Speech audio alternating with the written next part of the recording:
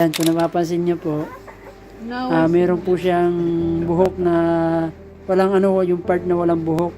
So, tatry po natin gamitan ito ng Rodil Ginger kung ano pa magiging resulta. So, balikan po namin. Kung makikita nyo, ito yung part na dating walang buhok. Ganito na siya kahaba ngayon.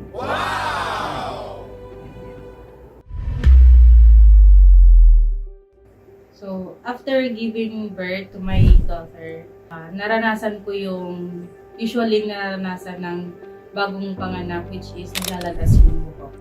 Then, after that, mga ilang months pang nakdaan, nagka-alopecia ako.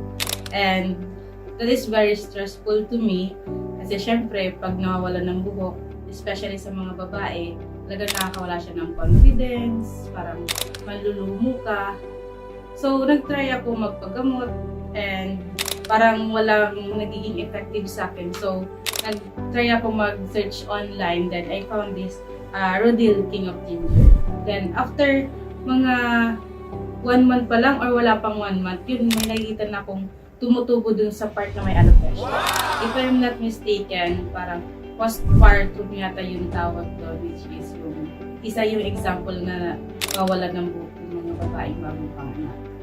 Yung mga symptoms na naranasan ko is that, una, sobrang kati ng buhok ko na hindi ko maintindihan until talagang nagpo-fall yung hair ko na iba. Usually, ang regular or normal na falling hair natin sa isang araw is 100, pero sumusobra siya ng 100. Tapos, parang kinapa ko, may nakapa ako na wala na ngang buhok. Tapos pinakita ko sa husband ko, sabi ko, pwede bang tingnan mo? Tapos yun, wala na siyang buhok. Tapos yun, nagpa-consult ako, alopecia nga. Then, wala, hindi ko nga try yung mga binigay sa akin na dapat gamitin or gawin.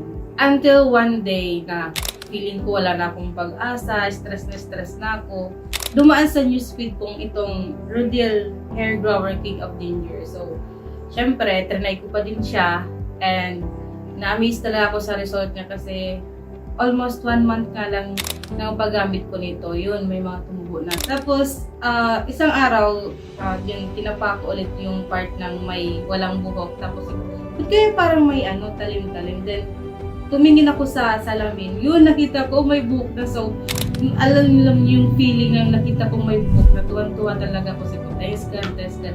After ng ilang products na nasubukan ko, finally, nag-regrow ulit yung buhok ko. Actually, parang ganito na siya ngayon kahaba yung buhok. Nandito yun sa part. And then, every time na lumalabas ako, hindi na ako nahihiya, hindi na ako na oh my God, ang buhok ko, na tinatago-tago yung part na walang buhok. And then, syempre, mas tumaas yung productivity ko and yung lahat ng nasa task list ko, nagagawa ko na kasi hindi ko na iniisip. Yan, kung napapansin niyo po, meron po siyang buhok na walang yung part na walang buhok. So, tatry po natin gamitan ito ng Rodil Ginger kung ano pa magiging resulta. So, balikan po namin. Kung makikita nyo, ito yung part na dating walang buhok. Ganito na siya kahaba ngayon.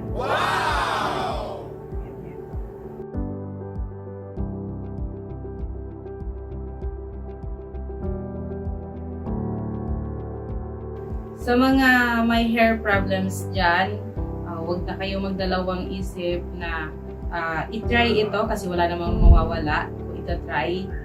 Kaysa naman makita nyo na malala na yan, mas madami pa ang magagastos sa pagpapakonsult nyo sa mga treatment. Baka ito na yung hinahanap nyo kung wherein mas makakamura kayo, makakatipid, and makakapag-regrow na. Kaya sa mga dalawang isip pa dyan, order na!